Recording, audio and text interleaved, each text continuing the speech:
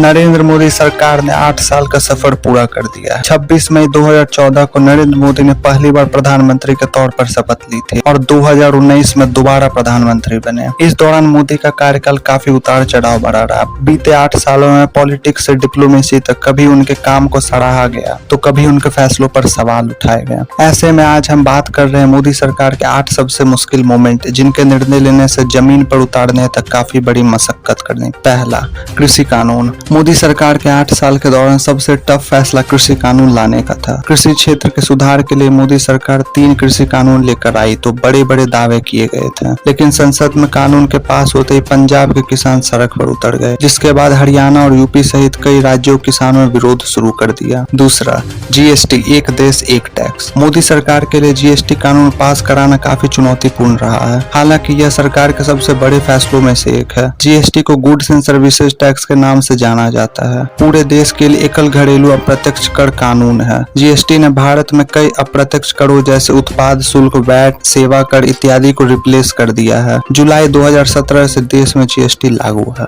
नोटबंदी, एक झटके में 500 से 1000 के नोट बंद। देश की सत्ता पर विराजमान होने के 2 साल बाद नरेंद्र मोदी ने ऐसा बड़ा फैसला लिया जिससे देश का हर शख्स आश्चर्यचकित रह गया। 8 नवंबर 2016 को प्रधानमंत्री नरेंद्र मोदी सभी 500 और 1000 रुपए के नोटों को डिमोनेटाइजेशन की घोषणा की। सरकार के इस फैसले को नोटबंदी कहा गया। जम्मू कश्मीर से धारा 370 खत्म। मोदी सरकार ने अपने दूसरे कार्यकाल में सबसे बड़ा और टफ फैसला जम्मू कश्मीर के संबंध में लिया। 5 अगस्त 2019 को जम्मू कश्मीर के लिए विशेष रूप से बनाई गई धारा 370 तथा अनुच्छेद 35A के प्रावधानों को निरस्त कर दिया। यह मोदी सरकार के सबसे बड़े फैसलों में से एक था। सर्जिकल एयर स्ट्राइक, उड़ी हमले के बाद भारतीय सेना के जवानों ने पाकिस्तान के कब्जे वाले कश्मीर क्षेत्र के आतंकवादी लॉन्च पैड पर सर्जिकल स्ट्राइक कर बड़ी संख्या में आतंकियों का सफाया किया। वहीं पुलवामा अटैक के बाद भारतीय सेना के जवानों पाकिस्तान के बालाकोट पर एयर स्ट्राइक कर आतंकियों के ठिकाने के ध्वस्त भी किया। सर्जिकल और एयर स्ट्राइक ने भारत के जवाब देने के तरीके का रुख बदल दिया था, लेकिन मोदी सरकार के लिए यह काफी मुश्किल भरा कदम था।